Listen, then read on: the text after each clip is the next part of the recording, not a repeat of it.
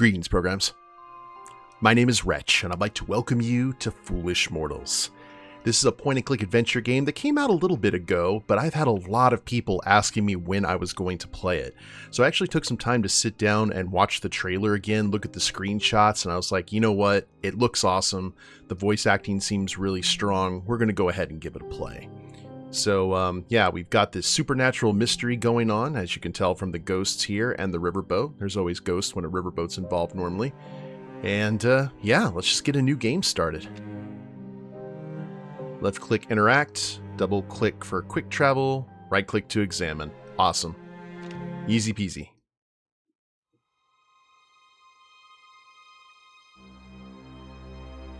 They said there was a treasure on the island. Its location, known only to the dead. I could see it in my dreams. How was I supposed to know that in order to find it, I'd have to die too? Awkward. Gotta read those terms and conditions, man.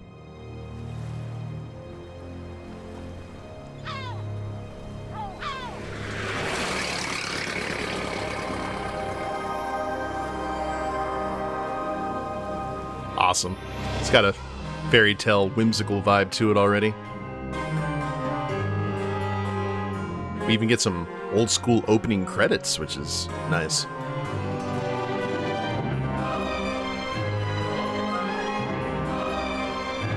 And I always like the concept of the green flame or green smoke to represent the supernatural.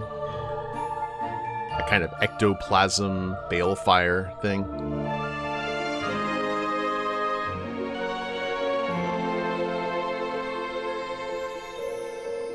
So, yeah, apparently this entire, there's a wedding that goes horrendously wrong, or right, I guess, depending on who you are.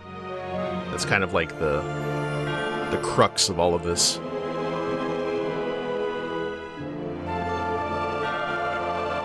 The music is very Danny Elfman. I feel like I'm about to watch a Tim Burton movie.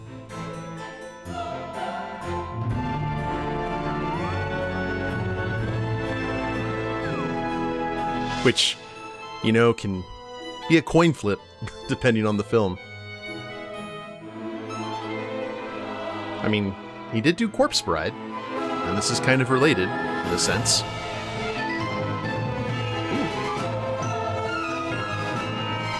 We got Ra's al Ghul being lowered into the Lazarus pit here.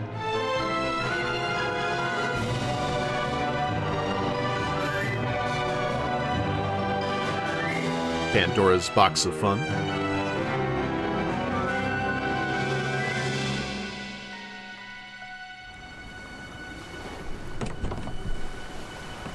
Well, I think you're a fool.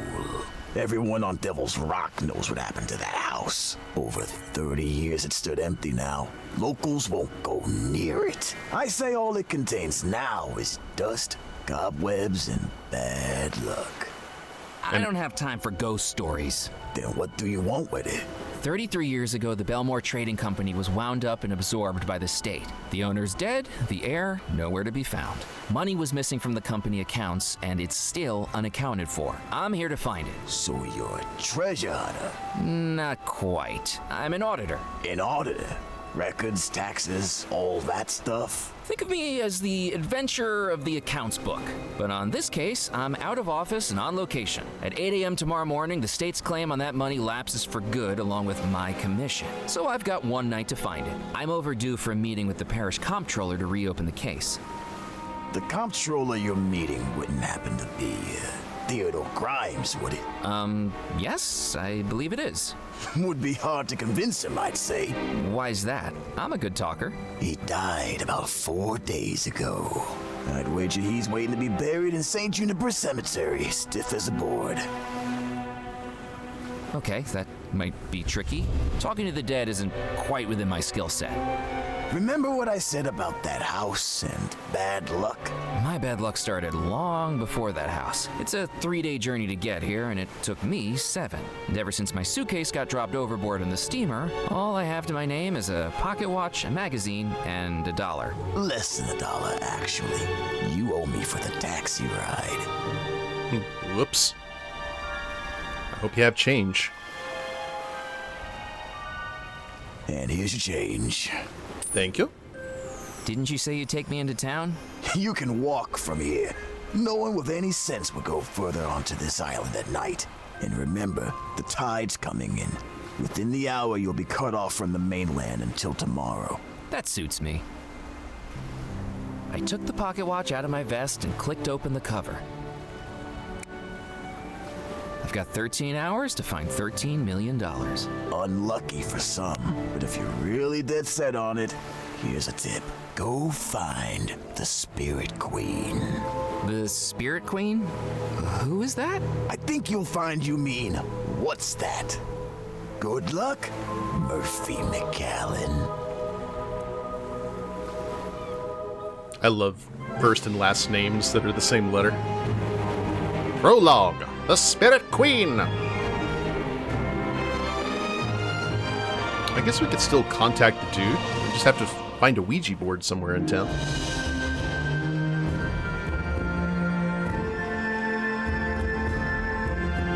Ooh, nice Walking into the architecture. port town of Dead Nettle, I could sense its history in every stone, brick, and plank. Echoes of merchant ships loading and unloading all manner of cargo from expeditions throughout the Caribbean. Gold and treasure that may still lie hidden on the island. Nice. Okay, we got doubloons jewelry. Well, let's go exploring. Get ourselves into trouble immediately. The door was locked with a sign in the window saying closed for private appointment, reopening shortly. I could see two gentlemen inside the store. A spindly man with a wiry mustache had his face pressed against a display cabinet, while a diminutive older gentleman tried desperately to pull him away. I'd seen similar behavior in Laurel and Hardy pictures. Well, we have our first roadblock. It's officially a point-and-click adventure game. Okay, so we got a passageway to room and board. We've got a puppet theater here. I just want to look at the walking animation here. Classic seagull sounds in the background that remind me of Sid Meier's Pirates. The puppet show hadn't started yet. Oh no, it's already started. You just don't know that there's someone pulling your strings.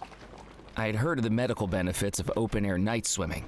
To my mind, the only medical benefit was diagnosing insanity in the people willing to do it. The Captain's Club. I shook the gate, but it wasn't going to open. Down the passageway, I could make out a portion of an illuminated courtyard and the echoing trickle of a fountain. Another passageway. I wonder if those lead to the same... Slap me with a paddle. It's a whopper. What'd you catch? Well, Disappointment. blast my barnacles. That's the third one tonight. These fish sure must have been spooked by something. Go ahead and put some more bait on the line. What the barnacles?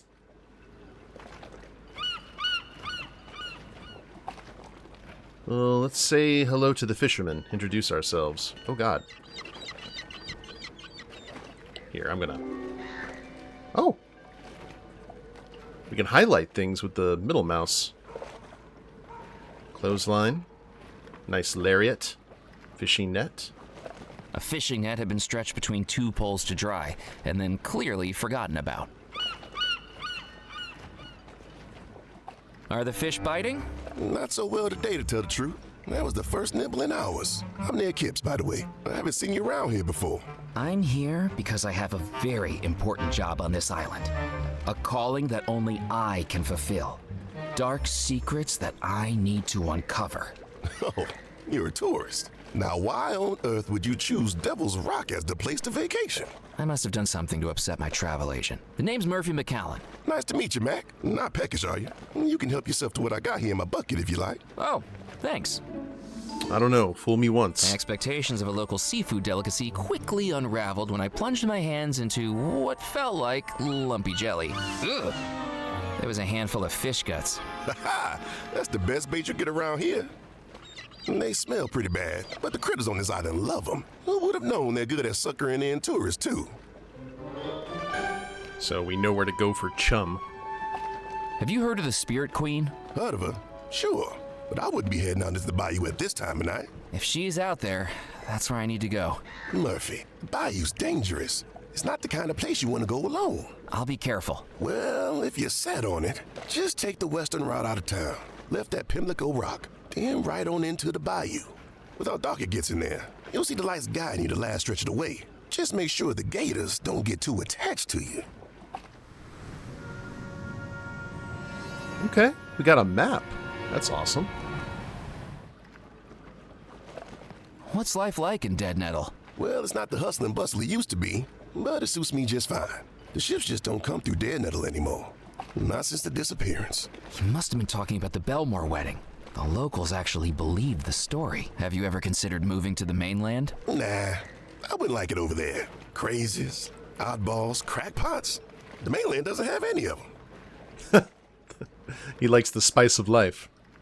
What's that you're reading? This is Herman Melville's Moby Dick. Are you enjoying it? I'm struggling my way through it, to be honest. I thought it was a how-to book. I much preferred the last book I read. It was much more action-packed. What book was that? The Encyclopedia of Fishing Lures, 3rd edition. This man has his priorities in line to be a great fisherman.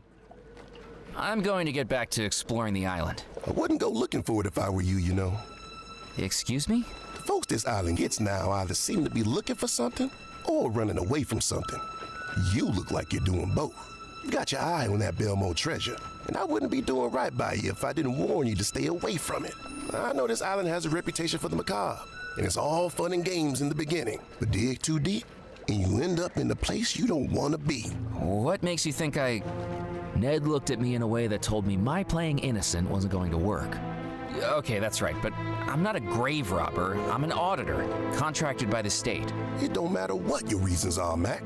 You need to be careful with that house. Us locals, we don't go anywhere near it. I appreciate the concern, but who can really say they've seen a ghost? I have, Murphy, and I'm not the only one. Ever since the disappearance, anyone brave or foolish enough to go up to their house has seen the same thing. You might say it was moonlight shimmering off dusty glass, the shadow of a tree branch, or a curtain blown by an unseen breeze. But deep down, we all know what we saw. What did you see? The Phantom. It's not something anyone will forget. Every poor soul who's seen the Phantom has been plagued by the most awful experience. Night after night of endless nightmares. Months of restless sleep. Just visions of faces. Evil faces. Laughing. It's like it can infect your dreams. And who do you think the Phantom is? Or was? Nobody knows. But it must have been someone at that awful wedding. Someone who doesn't want to leave the house. Or doesn't want to let anyone in. I appreciate your concern, but I have a job to do. I don't think my boss would be too happy if I report back that ghosts and ghouls are what's standing in my way. You're not the first to come looking for the treasure, you know. But if I find it, I could be the last. Whether you find it or not, I hope that's true. For everyone's sake. Ghouls and Ned's ghosts. talk of nightmares was the last thing I needed to be worried about. Even if it was a job, ever since I read about the Bmore treasure, all I could do was dream about finding it. Ghosts and goblins. Alright, there's that fast travel. Ish. The fishing net was worn and useless. Using it would have been like trying to catch soup with a sieve. We'll check the notice board. I mean, the island's got power, which is nice. Of all of the papers pinned to the board, one article stood out to me. It showed the beaming face of a rotund fisherman on the docks with a headline declaring he'd just broken the island's heaviest catch record. I wasn't going to climb the mast. I had neither the proficiency with electrical equipment nor the desire to get electrocuted. Buzzkill. It was a telegraph mast, with cables radiating outwards to the buildings surrounding it. It was a billboard advertising Bloom's Canned Beef. Of all the ways to eat beef, the canned form was definitely at the bottom of my list of preferences. Any port in a storm, really. The door led into a building that had Juniper Parish Gazette painted on the side. Shirts, socks, and oversized underwear had been left out to dry overnight. Search the pockets for loot. The clothesline was decidedly out of reach, even for a person who wanted to steal someone's freshly laundered undergarments. I wasn't one of those people. Oh, good on you, Mac. The tip of a wooden boat poked above the water, clearly the remains of a rather unfortunate expedition. Okay. Oh, yep, right here on the other side. Well, that's fine. That's good to know that we can maybe sneak around here if we have to later.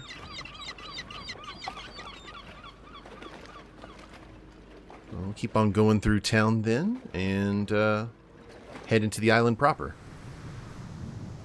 So we're at Dead Nettle right now, so let's travel to, I guess, Causeway. Oh wait, this is where we came in. As I returned to the beach, I could see the causeway was now fully flooded over by the rising tide. I was trapped here until dawn. He said as much. A helium-filled balloon bobbed gently in the breeze. Thank God it's not red. And that's not Georgie. A little girl sat hunched over a tide pool, accessorizing her pretty dress and ribboned hair with a scowl as cold as an iceberg. It was the face that could sink 1,000 ships. With the high tide, the entirety of the causeway was now covered over by water. Only the guideposts peeking above the waves gave any hint of the road below that had brought me to the island. A tin boat puttered around the tide pool, watched unenthusiastically by the little girl. The beach was dotted by tide pools, partly filled with seawater. Hello? Little girl? Have you lost your mommy and daddy? It's late. There could be a lot of strange people around. Yeah, I think I'm talking to one. Maybe I should introduce myself. My name's Murphy McCallan. What's yours? Mallory Wisp, angel on the outside, malevolent force of disparagement, derision, and disorder on the inside. At least, that's what Mrs. Huxley wrote in my school report. Hey, do you know what an enfant terrible is? Do your parents know you're here? Of course they do. This is my happy place. I come here when I need to cheer up. What's got you down? It's my birthday, and I didn't get the present I wanted. Well, happy birthday. Is being out here helping? A little.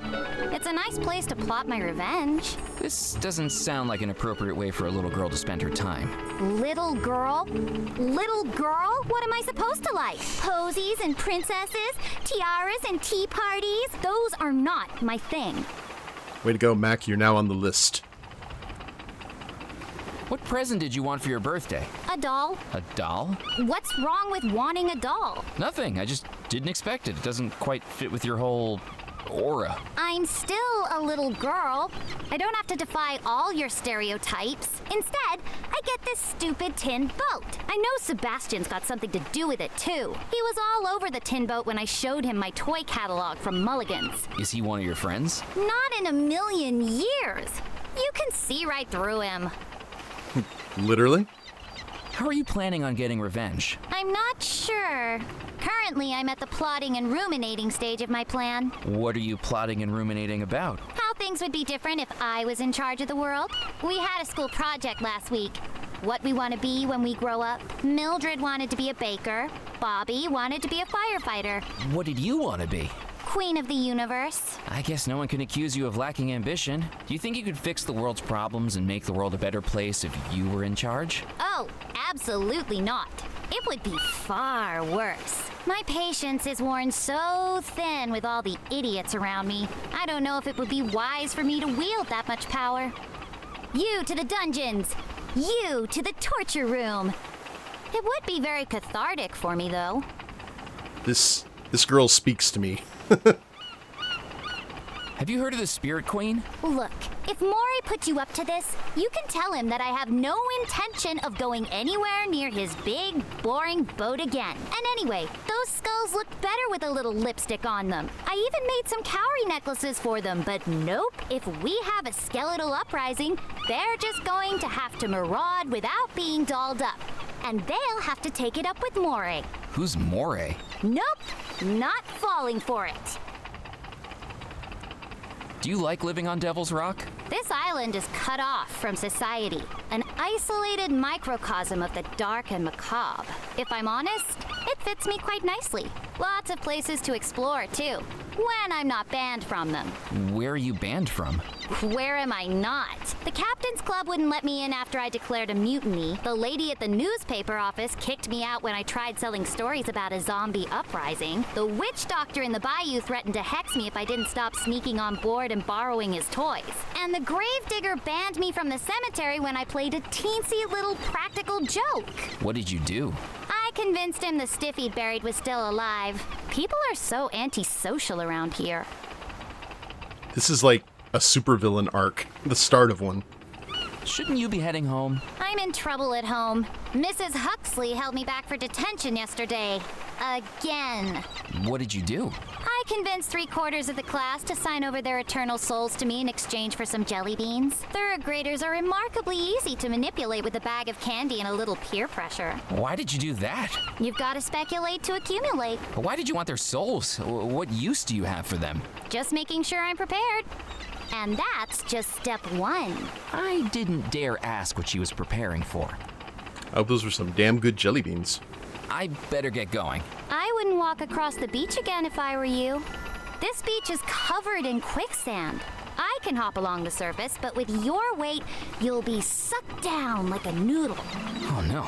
Really? This beach has quicksand? Nah, I'm just messing with you.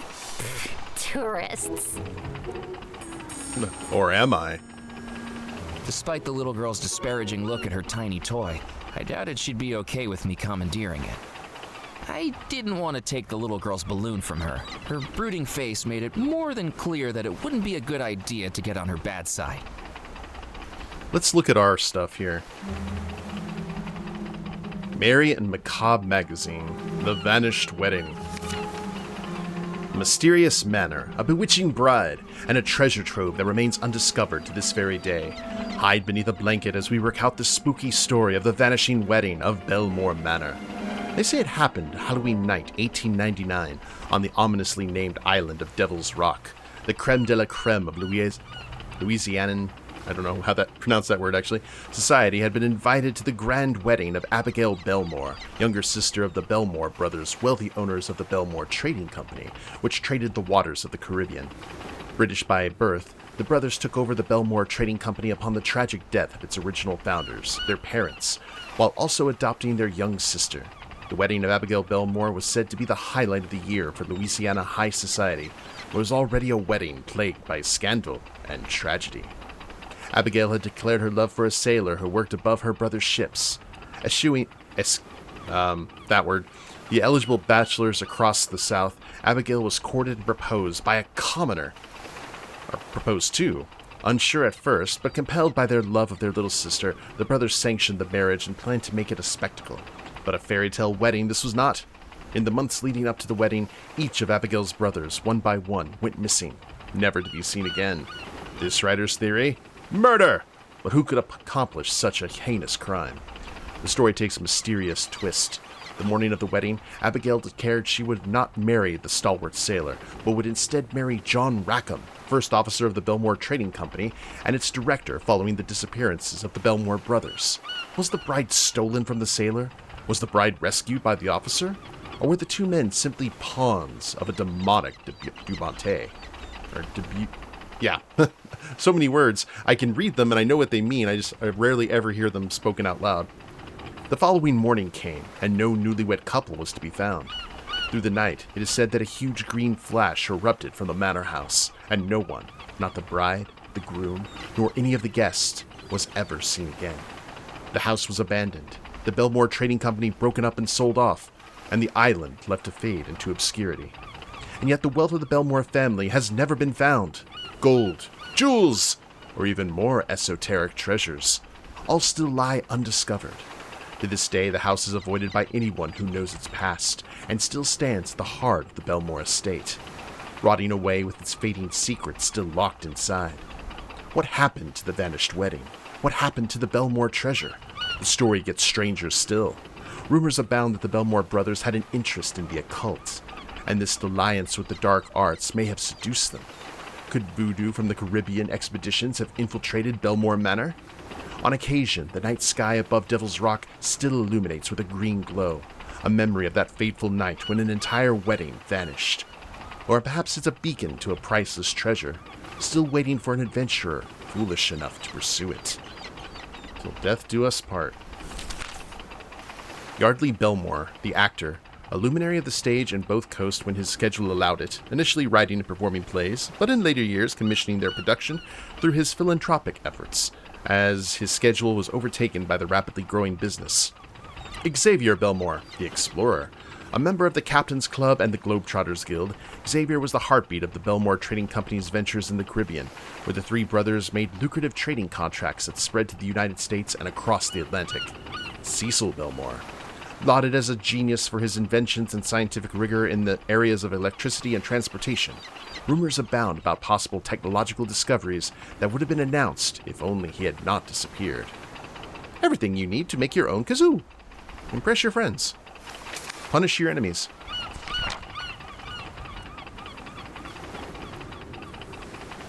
It was the pocket watch I'd been given when I reached 5 years as an auditor. I didn't know whether it was to celebrate the fact or rub it in.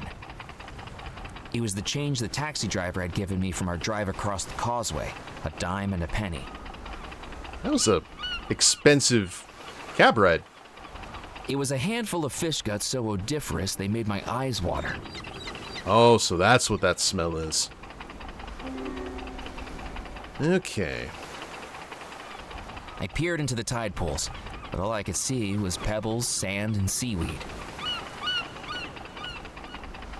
And watch, there is quicksand. Let's go straight through. There would be no way to cross the causeway back to the mainland until the tide had gone down. Alright. Well, let's head to the mystery location then.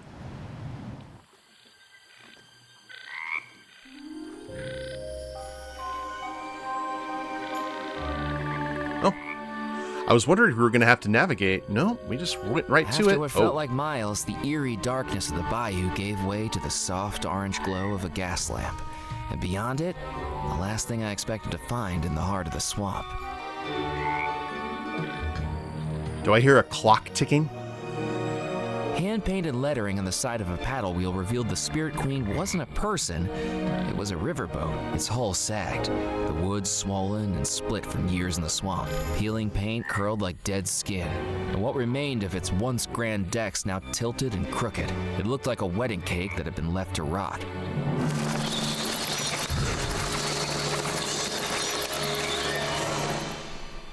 Well, that's fun. Oh, we got a shrunken head on the lamppost. A shrunken head dangled from the lamppost. That's what I A said. macabre shop sign for the riverboat beyond. Gimme. As I took the shrunken head from the sign, it almost seemed to grin at me. Creepy. Okay, we got Jack Sparrow's mom in our pocket. It was an aging water tower used to replenish the steam engine aboard the riverboat.